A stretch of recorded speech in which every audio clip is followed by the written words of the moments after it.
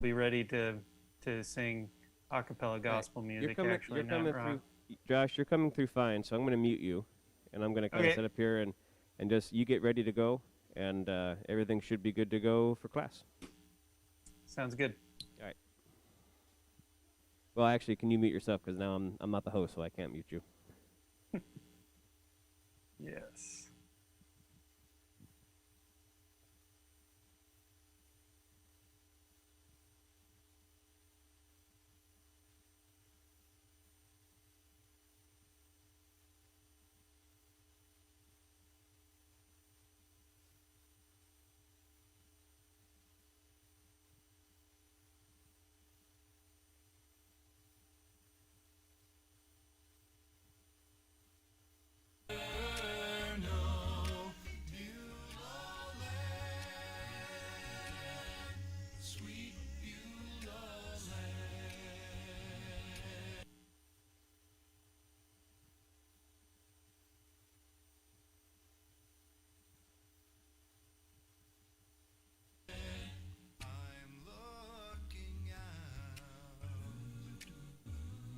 Looking out across that river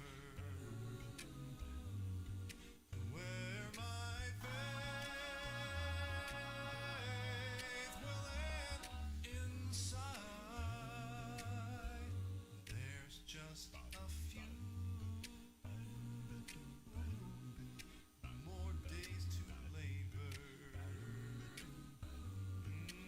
Then I will take, yes, I'll take my heavenly climb. Beulah land, I'm longing for you, and someday on thee I'll stand. There my home shall be eternal.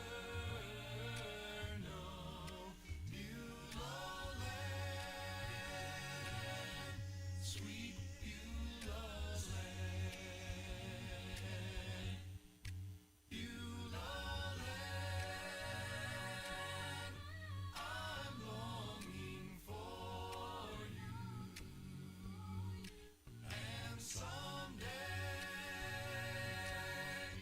on thee I'll stand. There my home shall be eternal. Beulah land, sweet Beulah land, sweet, sweet Beulah land. I'm longing for you, Beulah land.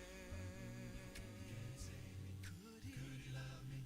Would he take me? Did he really? Can he? Could he? Would he? Yes, he can. He could. He would, and he did. Oh, can he? Can he save me? Could he? Could he love me? Would he? Would he take me? Did he? Did he really? Can he? Could he? Would he? Yes, he can. He could. He would, and he did. From the moment I heard about the Lord and His Word, well, it seemed to me too good to be true. There were questions and doubts. I tried to figure it out, but the best that I could do Was to wander around in the Lord that I found too. My questions started answering themselves, singing, can he? Could he? Would he? Yes, he can. He could. He would, and he did.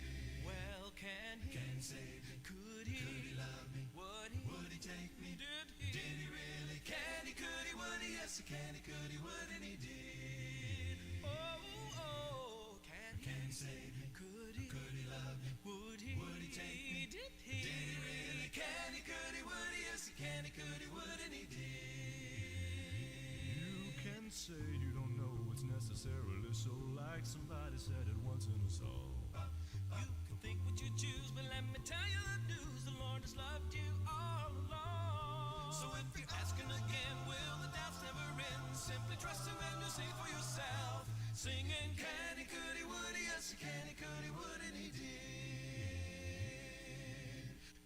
he save me? Could he love me? Would he take me? Did he really? Can he, could he, would he? Yes, he can, he could, he would, and he did. Oh, can he save me? Could he love me? Would he take me? Did he? Can he, could he, would he? Yes, he can, he could, he would, and he did. Can he save me? Could he love me? Would he? Okie dokie. Good morning, everyone.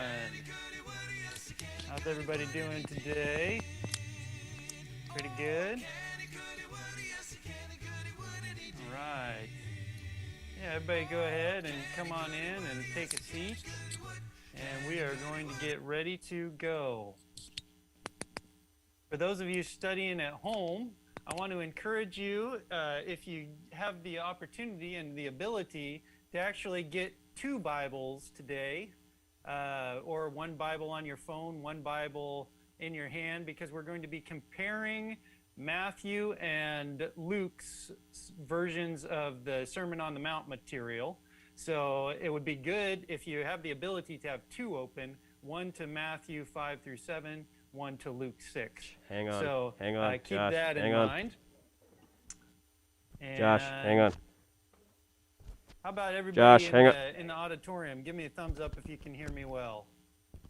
Josh, hang on. Okay, so it looks like everybody can hear, so that's awesome.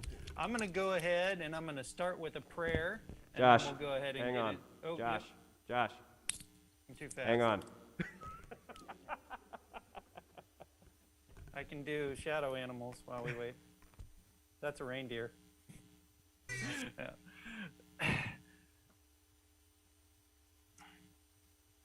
Actually, I should look up some jokes for you, see if I got any new good jokes while we wait.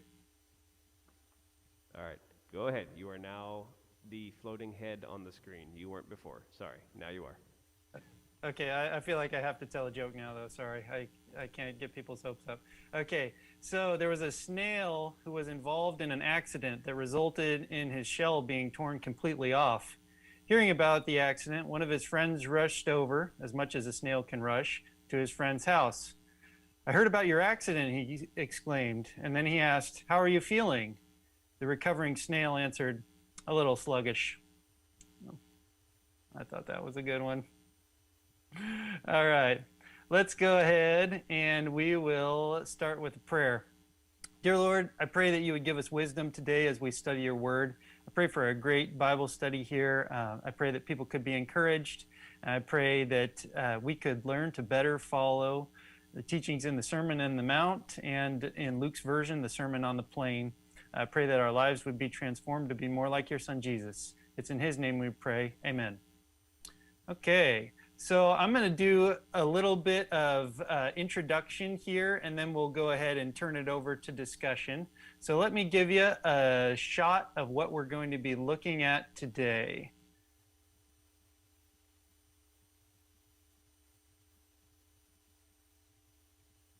So let's go here.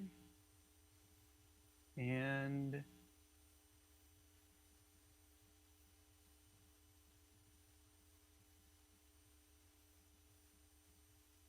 okay, so today we're going to be looking at Matthew 5 through 7 and also Luke 6, 17 through 49. This material is very similar, but there are some differences. Matthew's version is called the Sermon on the Mount, which we're all probably very familiar with.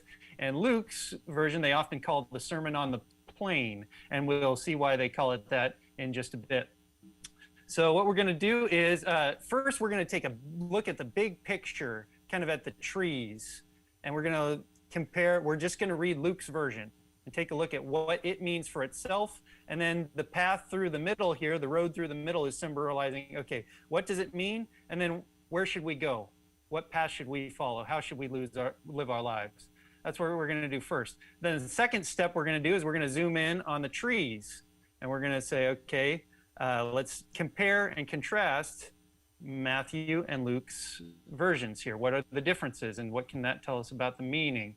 Then we're going to zoom in a little bit more and say, okay, let's actually take a look at the wood side by side. Okay, what are the details that are the same and different?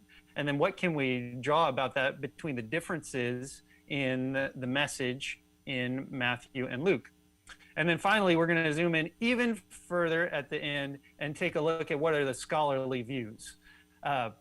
So here's this, I've laid it out here again for you with words instead of pictures. So first, for the first little bit here, about 10 minutes now, we're going to look at the meaning of Luke's sermon on the plain. So we're just, because we don't want to lose the meaning of the forest, right? The whole forest. What does this actually mean in our lives? So we're actually going to start with application, which is weird. Usually we don't do application first, but for this time, that's how it's going to work. Then secondly, we're going to compare Matthew 5 through 7 and Luke 17 through 49. Once again, here we're looking at the two trees. Then we're going to look at why do you think they're different? We're going to zoom in on the actual wood. Then we're going to look at scholarly hypotheses. That's putting the wood sample under the microscope. So first, let's go ahead and turn to Luke 6, 17 through 49. I'll let people get there.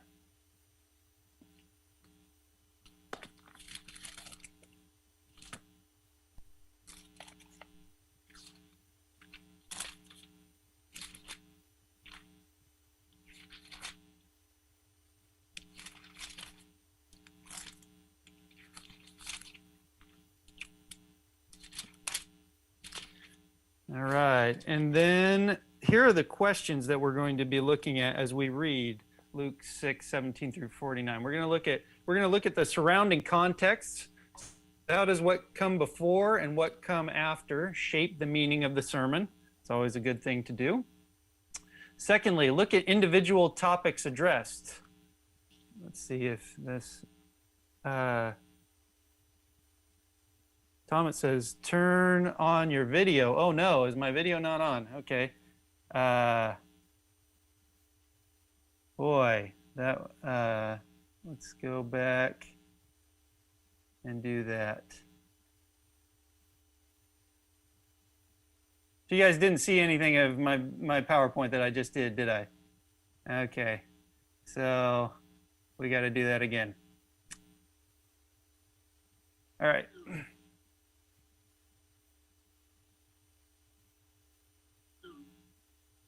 Did people see my PowerPoint, like the pictures of the forest and everything? Oh, they actually did see that. Okay, so maybe we were good. All right. Okay, so we'll keep going from where we are. All right, so we'll skip through this. Okay. So here we go.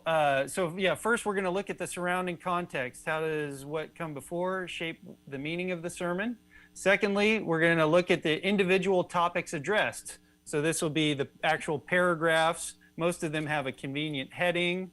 So we'll look at those sections and why does he arrange them in that order? So this is kind of the structure. Why does he arrange these stories in this order? And what can we learn about the meaning? And then what's an area of your life that you need to let God transform, or an area in your life that needs to change? And then, as we often do when I'm leading a Bible study, we'll make an I will statement. Like I said, this is what we usually do at the end of the study, right? But we're doing it at the beginning just because it's going to work better this way, this time. Okay, so let's go ahead and I will read that, and then we're going to cut out and go to the discussion. So if you want to take a picture of these questions, I'll also repeat them to you. But if you want to have them all laid out in visual for you, you might want to take a picture of this right now. All right, we'll start in verse 17. And he went down to them and stood on a level place, and a large crowd of his disciples was there, and a great number of people from all over Judea, from Jerusalem, and from the coast of Tyre and Sidon, who had come to hear him and to be healed of their diseases. Those troubled by evil spirits were cured, and the people all tried to touch him, because the power was coming out of him and healing them. Looking at the disciples, he said, "Blessed are you who are poor, for yours is the kingdom of God. Blessed are you who hunger now, for you will be satisfied. Blessed are you who weep now, for you will laugh. Blessed are you when men hate you, when they exclude you and insult you and reject your name as evil because of the Son of Man. Rejoice in that day and leap for joy, because great is your reward in heaven, for that is how their fathers treated the prophets. But woe to you who are rich, for you have already received your comfort. Woe to you who are well fed now, for you will go hungry. Woe to you who laugh now, for you will mourn and weep. Woe to you when all men speak well of you, for that is how their fathers treated the false prophets. But I tell you who hear me, love your enemies and do good to those who hate you. Bless those who curse you. Pray for those who mistreat you. If someone strikes you on the cheek, turn to him the other also. If someone takes your cloak, do not stop him from taking your tunic. Give to everyone who asks of you, and if anyone takes what belongs to you, do not demand it back. Do to others as you would have them do to you. For if you love those who love you, what credit is that to you? Even sinners love those who love them. And if you do good to those who are good to you, what credit is that to you? Even sinners do that. And if you lend to those from whom you expect repayment, what credit is that to you? Even sinners lend to sinners, expecting to be repaid in full. But love your enemies, do good to them, and lend to them without expecting anything back. Then your reward will be great, and you will be sons of the Most High, because he is kind to the ungrateful and the wicked. Be merciful, just as your Father is merciful. Do not judge, and you will not be judged. Do not condemn, and you will not be condemned. Forgive, and you will be forgiven. Give, and it will be given to you. A good measure, pressed down, shaken together, and running over, will be poured into your lap. For with the measure you use, it will be measured to you. Also, he told them this parable. Can the blind man lead a blind man? Will they not both fall into a pit? A student is not above his teacher, but everyone who is fully trained will be like his teacher. Why do you look at the speck of sawdust in your brother's eye and pay no attention to the plank in your own eye? How can you say to your brother, "Brother, let me take the speck out of your eye," when you yourself fail to see the plank in your own eye? You hypocrite, first take the plank out of your eye, and then you will see clearly to remove the speck from your brother's eye. No good tree bears bad fruit, nor does a bad tree bear good fruit. Each tree is recognized by its own fruit. People do not pick figs from thorn bushes or grapes from briars. The good man brings good things out of the good stored up in his heart, and the evil man brings evil things out of the evil stored up in his heart. For out of the overflow of the heart, the mouth speaks. Why do you call me Lord, Lord, and do not do what I say? I will show you what he is like. Why do you call me Lord, Lord, and do not do what I say? I will show you what he is like who comes to me and hears my words and puts them into practice. He is like a man building a house who dug down deep and laid the foundation on rock. When the floods came, the torrent struck the house, but it could not shake it because it was well built. But the one who hears my words and does not put them into practice is like the man who built his house on the ground without a foundation. The moment the torrent struck the house, it collapsed, and its destruction was complete. Good. So take a look here at the questions here one more time, and then we're going to break for a discussion for a few minutes. First, we'll talk about the context, surrounding context, then the individual topics, then what area of your life do you need God to transform, and then we'll make a goal. So let's go ahead and I'm going to exit out, stop sharing the screen.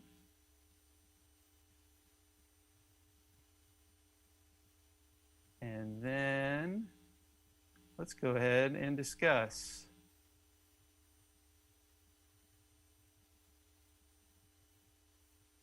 And should be on gallery view now. So hopefully everybody can see not just my face. Is that right? Hope so. All right, yeah. All right, talk to me a little bit here.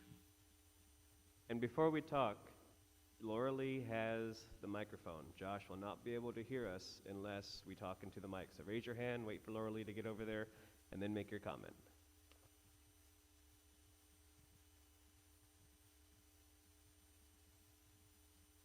Yeah. Anybody see anything from the surrounding context?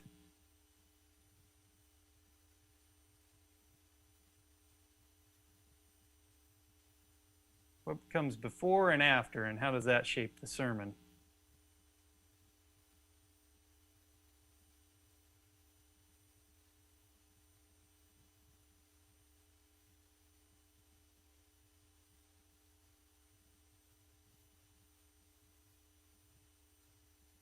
Any takers on that one?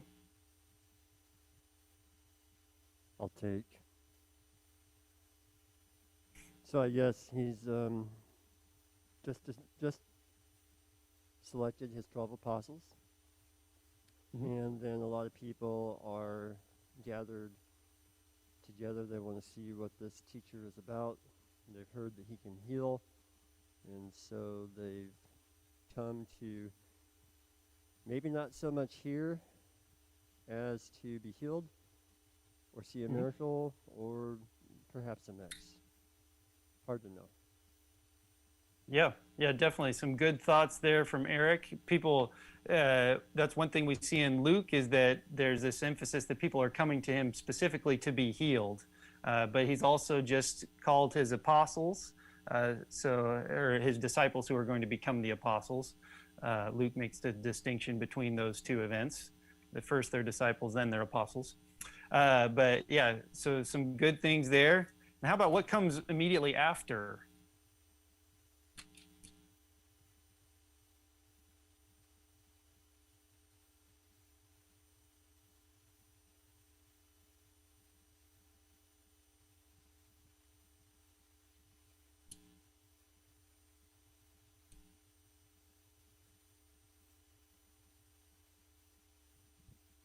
Hi, Josh. So it looks like we're Hey, going Casey. Hey, we're going into the faith of the centurion, and we have the centurion showing great confidence in Jesus and concerned about his servant, and Jesus complies. Okay. Yeah. And wait, before you hand it up back there, Laura Lee, still talking to Casey. So Casey, how do you think that might affect the meaning of the sermon? Well, it's going to give some evidence. It's going to be proof. It's going to show more seriousness to what he's saying. I think that was something that was very important at that time for people to see. And we have the benefit of the Bible, being able to think about it. Well, they're just seeing it in real action, and they had to raise their faith. You would think it would, at least. Yeah.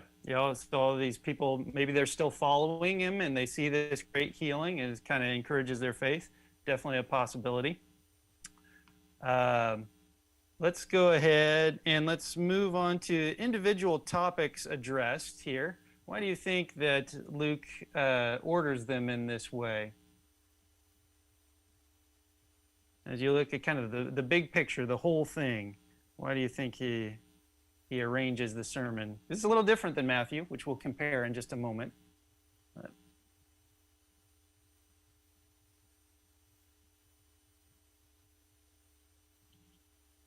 Hey, Nora.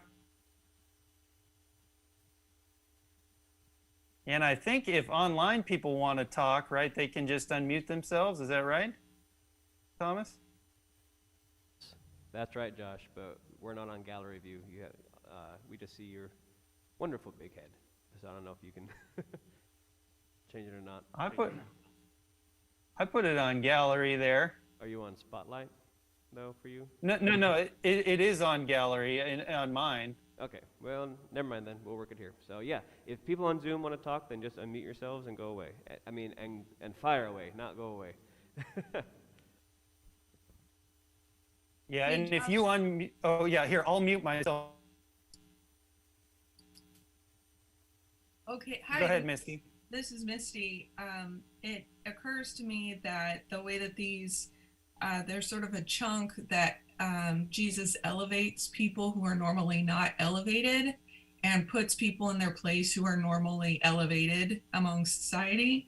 And particularly if we're kind of putting this right next to the conversation with the people who were condemning him for things that he did on the Sabbath, that seems like kind of a direct response to what had happened, and the people who were put forth as holy and special and better than other people to say, okay, hold on, I'm going to turn this on its head.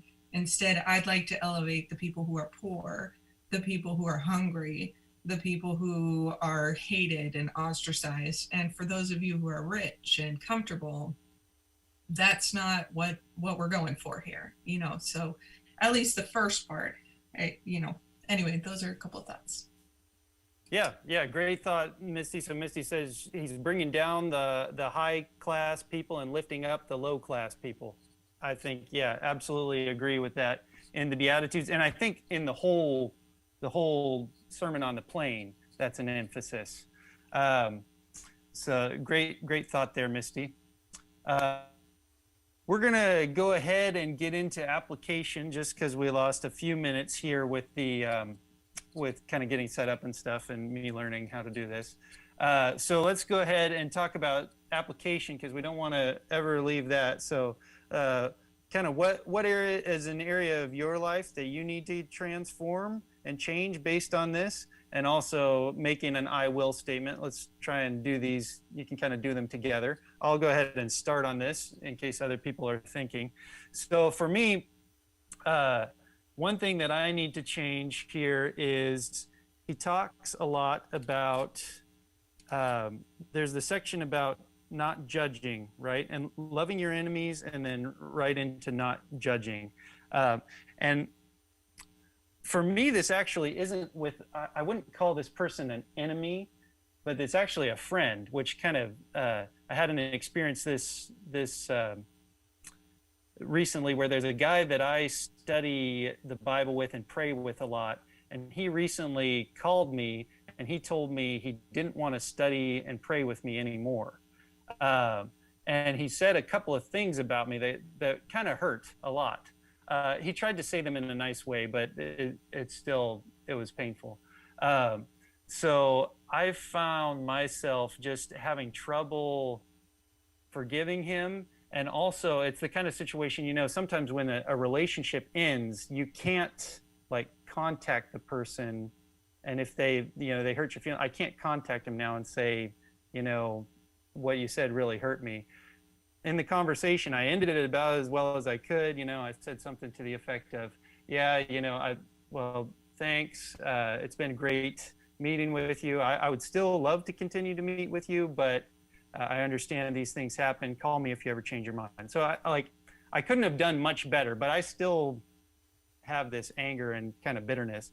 But I just really need to let it go. There's nothing else I can do, and just kind of forgive and say, okay, you did the best you could. Maybe he'll change his mind later, right? So, kind of not really loving my enemy, but loving somebody that kind of hurt my feelings, and then not judging him. The easy thing is to say, well, he's just dumb or something, but that's not true. He's just a hurtful person. No, that's not true at all. He's a good person. He just said something that rubbed me the wrong way. But anyway, how about you guys? So I'm going to try and pray for this person every week or every day this week, and then just let it go. That's my goal. How about you guys?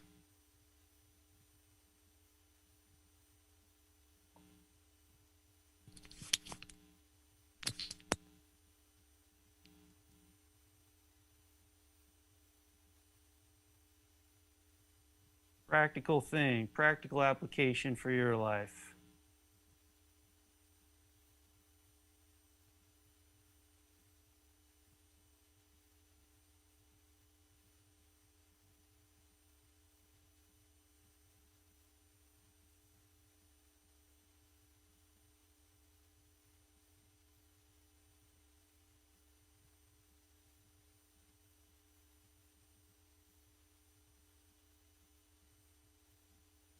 You can just kind of review the passage, see what comes to mind.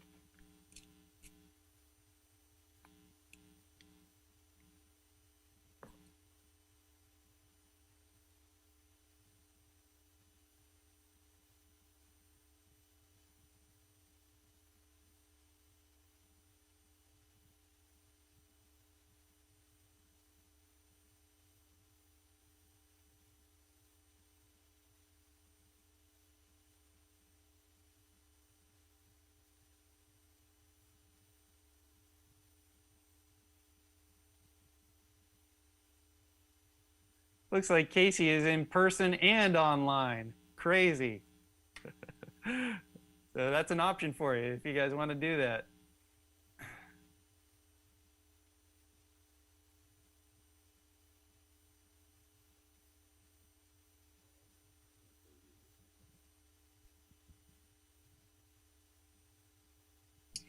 Hey, Josh, Hmm. I'll jump in again. I think it's pretty easy to love the people that are already in your circle. I'll speak for myself. It's easy for me to care about and to be gentle with and assume the best intent from the people that I already love and people that I've had dust ups with or that I don't necessarily have a great connection with. It's easier for me to assume that they are doing something intentionally mean or that they meant to go sideways of me or whatever. And so it seems like something that I could do this week to whenever I hear myself in my head ascribing some intention to someone because they're in the them category, not the us category. Maybe I can check myself and say, oh, hold on.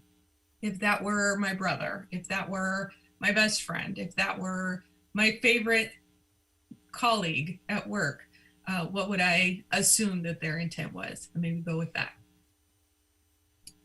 Yeah, exactly. Misty's saying ascribing intent. She doesn't want to ascribe kind of negative intent to people, especially people that are not inside her circle. I think that's a great goal. Kind of similar to mine, actually, but a little different. So, Josh, ooh.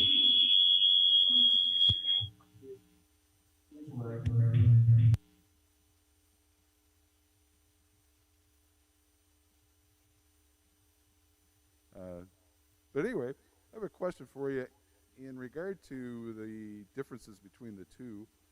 Um, in the Matthew version, you have poor in spirit, and then the Luke version, those that are poor. And I always understood that poor in spirit was meant that you were humble and that you were willing to admit that you didn't have everything figured out. You took a different view when you went through it. You talked about actually being poor, and being actual poor, and which it seems like it is with Luke. Any thoughts on that? I kind of like the poor in spirit with being humble, etc. I think I'm going to stick with that one. But was it actually meant to be the same thing? Yeah, we will get into that, Casey. That's a great one. That's our next section. We're going to actually kind of zoom in on the Beatitudes in both versions because that's kind of the biggest difference. There's little differences throughout the whole thing, but the Beatitudes, there's this whole like other half of it, right? And we'll kind of zoom in and talk about that. So that's a great question, and we will look at that in just a minute. Want to give just maybe one more chance if there's somebody that wants to do an application for their life, because after this it's going to be mostly academic. We're not going to talk that much about life. So yeah.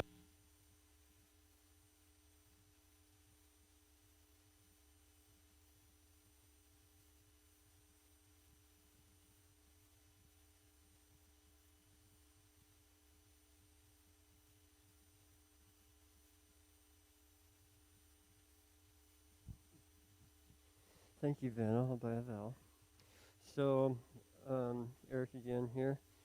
I thank Josh for you and John and I who've been tasked with, leading this discussion over the last several months. Obviously, we probably have learned a lot. And one thing that I'm reminded of is that Sermon on the Mount, Sermon on the Plain are definitely application specific, right? I mean, like you pulled out for us, so much of this, you read it and you don't have to wonder, now what am I supposed to do here? So there is an aspect of just do it. And I like your transparency and how you talked about a challenge in your life. And I've had a similar challenge, mostly with coworkers over the years, and realized that, when I pray for my coworkers, things tend to go better in my work life. And so that's something I want to continue to do. But also just in general, I feel like we should try and be reminding one another of these principles that Jesus teaches. us, right? For example, our treasure is not on earth, it's in heaven. So do our energies, our thoughts, our behaviors reflect that idea? And so maybe we can be encouraging one another to build treasures in heaven, to watch out for false teachers because they still exist, right? And really love the Word, love the Lord, so that we can come to the correct understanding and then the correct actions based on that. So some takeaways for me. Yeah, absolutely, Eric. Good at giving us like a broad application there for many of the topics, and especially the praying for those who persecute you. Yeah, it's like how often do you do that, right? When somebody makes you mad, you pray for them. I remember my dad once told me this. He said he would do it in an elders meeting when somebody started to get angry. He would say, "Hey, can we just take a break and pray? Can I pray for you?" And he said that was always pretty well received and a good way to kind of diffuse conflict. So it just changes the way we do everything. So that's good. Let's do good in because there are some differences here that we want to talk about. So I'm going to open up our next presentation here and we'll get into the differences.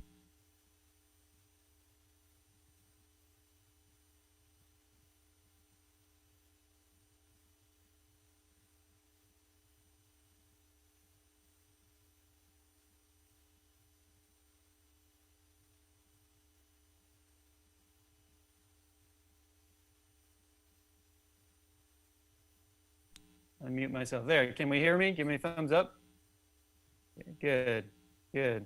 All right, so now we're going to look at the two different trees. Now before I was going to go ahead, so here's what we'll read Matthew's version and Luke's version. Actually, we'll kind of just compare the two.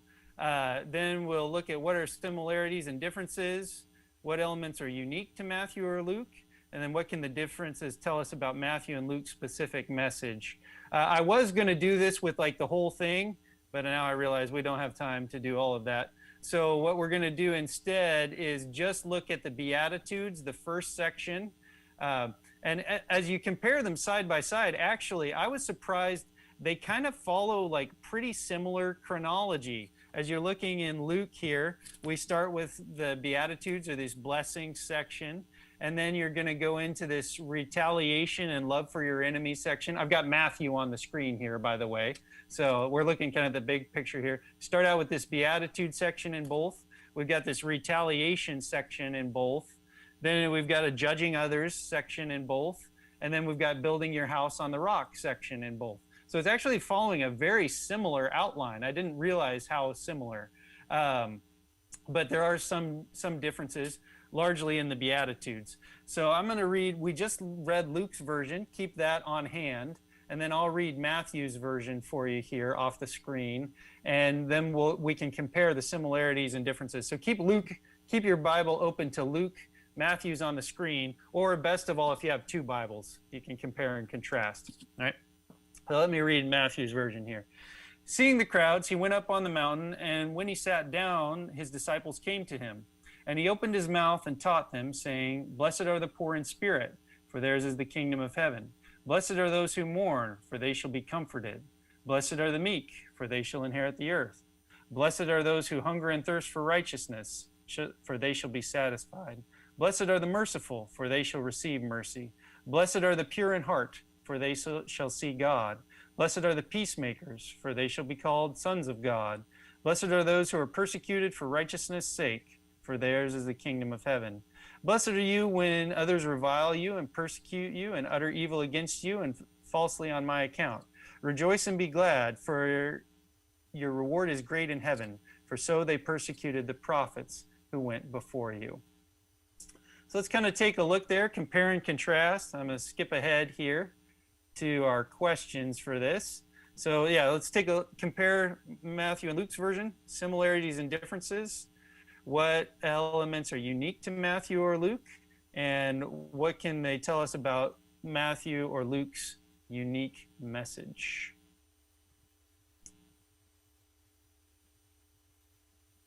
Good. Can everybody see everybody's face now? Give me a thumbs up. Need those thumbs up. People in the auditorium, can you see everybody's faces now? Yeah, okay, good. All right. Yeah, so go ahead. Compare and contrast. That's all we're doing. Big picture, compare and contrast the Beatitudes in Luke and the Beatitudes in Matthew.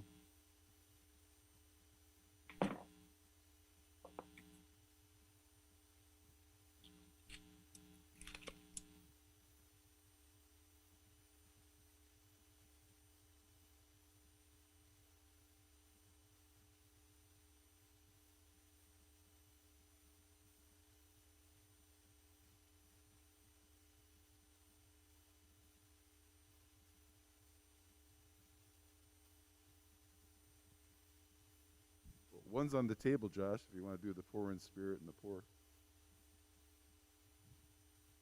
Yeah, let's go to your question there, Casey. So, firstly, what's your impression? Why do you think that Matthew mentions poor in spirit and then Luke just says poor?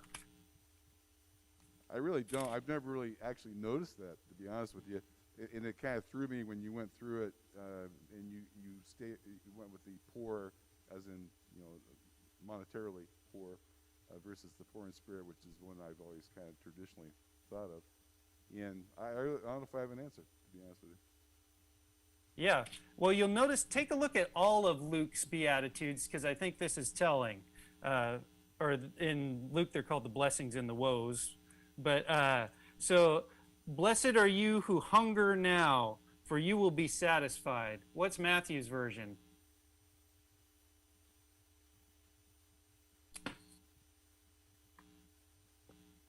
In Matthew, we've got, blessed are you who hunger and thirst for righteousness, for you will be filled, right? Now let's take a look at, blessed are you who weep now, for you will laugh. And then in Matthew's version, it's, blessed are those who mourn, for they will be comforted, right? So similar, but a little different. And then let's look at the next one here. Blessed are you who are poor, for yours is the kingdom of God. Whereas Luke's is, or Matthew's is, blessed are the poor in spirit, for yours is the kingdom of heaven.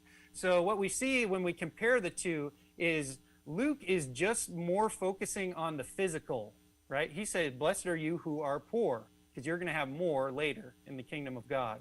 Where Matthew kind of spiritualizes it, right? Blessed are the poor in spirit, for theirs is the kingdom of heaven.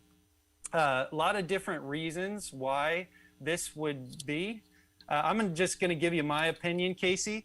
I think this is because different audiences, right? So Matthew, a lot of people will hypothesize, written to Jews in Palestine. We're going to see some quotes later that make it sound like the Gospel of Matthew was originally written in Hebrew and then translated, whereas Luke, writing to Greeks in Rome or Greece, Asia Minor, somewhere Greek-speaking area. So what is assumed is we've got Matthew is writing to a poor audience, a poor, oppressed audience who's being persecuted by the Romans, killed by the Romans, forced to carry their gear the extra mile, right? Luke doesn't mention anything about carrying the gear the extra mile, right? Why? He's writing to Romans. Romans don't have to carry the gear the extra mile. A Jew does, though, because they're a conquered people. So it's kind of like...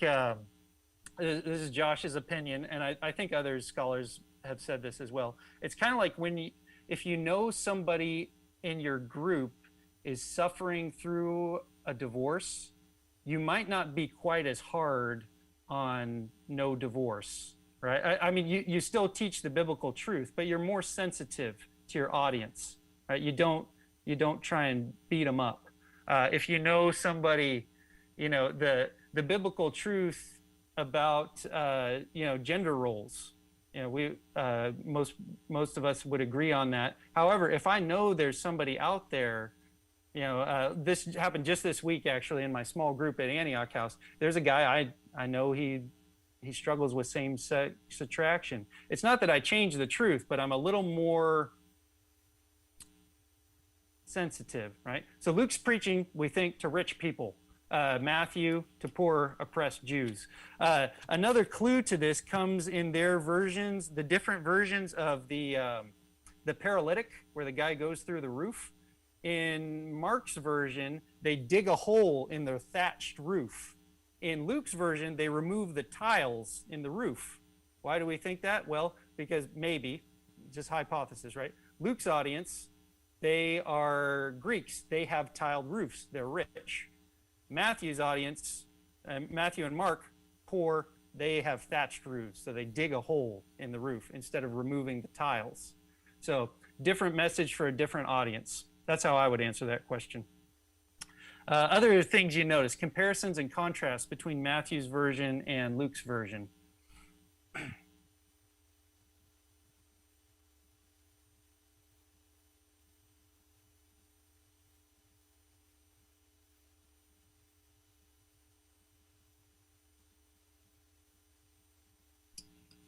Josh, one thing I see is that in the Matthew version, all of the Beatitudes are written in a positive way. Blessed are, and there are more of them, like to count them, there are more of them, but all of them are blessed, are, as opposed to the Luke version where there's a smaller number of blessed are, and then there's that sort of opposites, the woes, that are directly connected to the blesseds, but they're kind of like the list is kind of broken into half positive and half negative, which is just interesting. Yeah, exactly.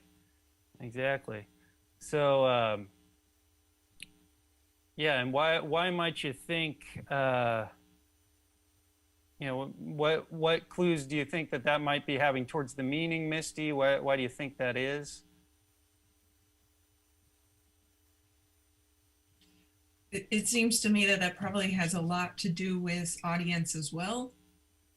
So as you took us through the context of the Luke passage at the beginning, and there's this, at the beginning of chapter 6, this story about Jesus and his followers, taking grain so that they could have food to eat, and then getting yelled at about it, essentially, like, how could you desecrate the Sabbath in this way?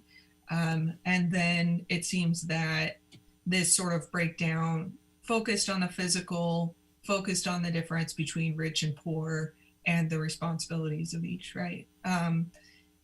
Seems to make sense based on Luke's audience and the context of what he's trying to get across, as opposed to the Matthew piece. If we're focused more on sort of an overall spiritual concept, it's kind of perhaps aimed more at encouraging people towards a certain kind of buoying them up, as you're saying, in poor physical circumstances, but still encouraging them to be rich and encouraged in a spiritual fashion.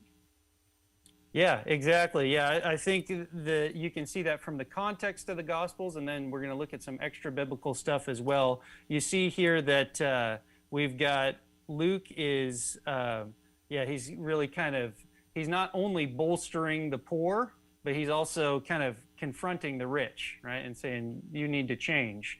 Whereas Matthew is just encouraging the poor. And like I said, my hunch is that's a pastoral thing, right?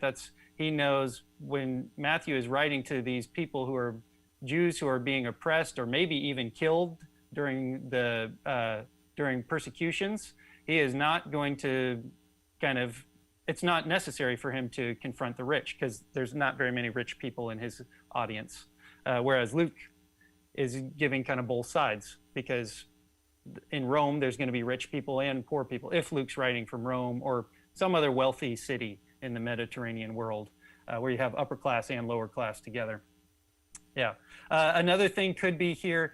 So this is very much similar to, I believe it's in Deuteronomy. There's the blessings and curses. I don't know if you guys remember that. Mount Gerizim and Mount Ebal. One side, the the Israelites were to recite blessings, and then the other side, they recite curses. So Luke has got both. He's doing the full blessing and curse prophetic kind of pronouncement.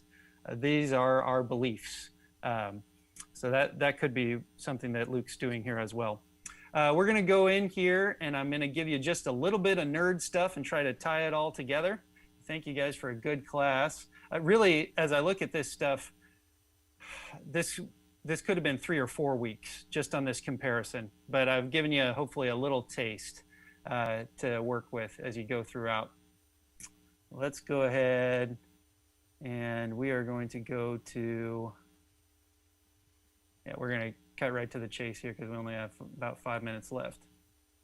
So, okay. So we're going to skip one presentation, but we are going to go through the last one.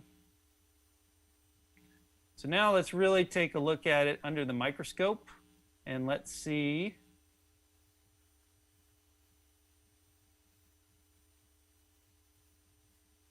Sorry, there you guys, I'm 10 thumbs today. All right, there we go. Okay, so now let's take a look under the microscope and see what some scholars say about it and some of the early church fathers.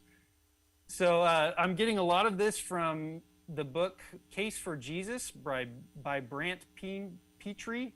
I highly recommend this book. He is a Catholic, but he's got some pretty good textual scholarship stuff, and it's in a level that you can understand if you've never had a biblical studies class. So really very good work. There are some times when he's going to say, well, the Pope says this, and we're like, okay, for me, that's the same thing as saying Greg Strawn says this. Is a nice guy who's, you know, I trust him, I guess, but, you know, he's not the inspired word of God. So anyway, just keep that in mind. He is Catholic. So you remember in the last class, I said, were the Gospels anonymous? Actually, now, after reading this book, I say no, I don't think so. That's what I learned at Pepperdine and Lipscomb, but as I read this book, I think the evidence is against. So my apologies to Laura Lee when you said, but look, there's a title here that says Matthew in the front of my gospel. And I said, I think that was written later. I'm probably incorrect about that. So we have 2 gospel manuscripts from the 2nd century, which would be 100 to 200, and 27 manuscripts from the 3rd to 5th centuries, and all of them have the traditional authors in the titles. So I correct that. I don't think the Gospels were anonymous anymore. I think they were written by Matthew, Mark, Luke, and John. Also, all the early church fathers are in agreement, and even the opponents of Christianity, a guy named Corinthus, he says that the Gospels were written by Jesus' disciples, but they wrote lies. So it's all pretty good evidence that the Gospels actually were written by who. And this, at least Petrie says, there are no anonymous manuscripts. So that's just a hypothesis. Could be true, but we have no evidence to support it, really. This is P75, a manuscript from 175 to 225. And you can see here, my Greek is not great, but I can read this. In the kind of the margin here, it says kata Lukon. That's the end of the Gospel of Luke. And then here, this is Evangelion kata Johann, the Gospel according to John. So those are on some early manuscripts, we have the titles. So it seems important to these early writers, translators, transcribers to mention this is from Luke, this is from John. Now there's some debate maybe about who John is. Is it John the Apostle or John the Elder? But it does say from John. Matthew's Gospel, here's the early church fathers talking about it. Matthew composed the sayings in the Hebrew dialect, and each person interpreted them as best he could. This is Papias, quoted by Eusebius. Here's another one. Matthew had first preached to the Hebrews, and when he was on the point of going to others, he transmitted his writing into his native language, the gospel according to himself, and thus supplied by writing the lack of his own presence to those to whom he was sent. So there again, we see Matthew wrote it originally in Hebrew, may have been translated and interpreted later into Greek, but there's an original in Hebrew by Matthew. Gospel of Luke. I didn't do a very good job typing here. I'll try to translate for you. And thirdly, that according to Luke, who wrote for those from the Gentiles who came to believe the gospel that was praised by Paul. So here we've got Luke, the companion of Paul, writing Luke. Here, we don't have time to get into very much of this. So, like, as far as the date of the Gospels, there's debate. Okay, just take a look at all of these triangles. Some people think Matthew came first. Some people think Mark came first. Some people hypothesize that there's this hypothetical Q, which is the Hebrew version that Matthew wrote, or some other version. So you can see, like, everybody has a different opinion. You ask 10 different scholars, they've got 10 different opinions, essentially. The dominant one is this first one, the one that has 1, 2, 3, 4, 5, 6. That's kind of the general consensus. But all of these, you can make good arguments for all of them. So which came first, Matthew or Luke? We don't know. We really don't know. We don't know the exact dates. I've come to believe now that they were written by the traditional authors, based on Pientry's work. They're written somewhere between 0 AD and about 120, because the earliest pieces of them we have are from 120. They're written somewhere in there. If you'd like more information on that, read this book. Very good book. Who wrote first? So I think the Bible has a good emphasis on this, right? Because we want to know, well, which ones are the actual words of Jesus, right? And who is interpreting it? I think the Bible provides a great answer on this, actually. Let's read this from 2 Timothy 4:11. Luke alone is with me. Get Mark and bring him with you, for he is very useful to me and to his ministry.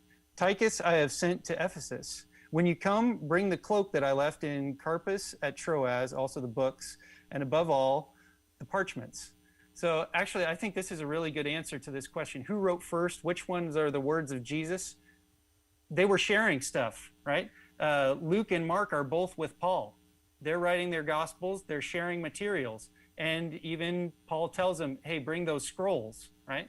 It seems like they were sharing stuff. They were writing these Gospels at the same time. So who wrote first? And scholars, that's why they do all this complex stuff. They say, well, somebody's copying someone. And so somebody's creating forgery. No. The Bible tells us they were doing that. They were using each other's books and telling stories to each other. They were writing these Gospels together. At least Luke and Mark were. Here's another one, same thing. Barnabas and Saul returned from Jerusalem when they had fulfilled their mission, bringing with them John, whose other name was Mark. This is from the book of Acts. So Luke writing this, he's saying, hey, guess what? John Mark came to visit us. I think they were collaborating. So which came first, the chicken or the egg? I think they happened at the same time. So which can't happen with the chicken and the egg, but you know what I'm talking about.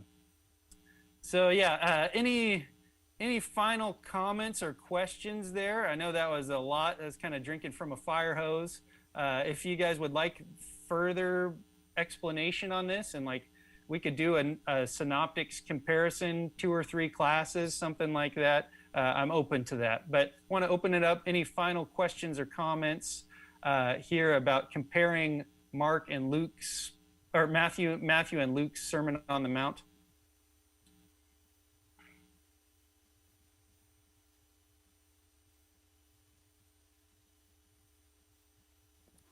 Hey, Josh, I think it's been a good job that you've done here. Difficult venue, but good job. So I wonder when I read this, there are some slight differences, but basically the message is the same. And I've had a lot of teachers in my life. I had one at Pepperdine who used to say, there's more ways of killing a cat besides choking him on butter. And now that's never a method I've used. And by the way, he wasn't talking about your house cat. He was talking about wild cats. He was from the South, and those things were a problem. And his point in saying that was that, look, he's teaching us physics, and he was going to show us multiple approaches to solving the same problem. And I'm going to guess that the teachers among us have repeated themselves on occasion. My dad was a science teacher, and he would say, when we were doing chemistry, what you do to one side of the equation, you do to the other side of the equation, over and over again. And so I wonder if Jesus and the New Testament and Old Testament prophets if we allow them to repeat themselves. And so, for example, the Sermon on the Mount in Matthew 5 versus the Sermon on the Plain in Luke, I wonder if those were the exact same events, or if maybe Jesus said the same thing to different audiences, or maybe even the same people, his apostles, close disciples, on more than one occasion and in different venues. At the end of John.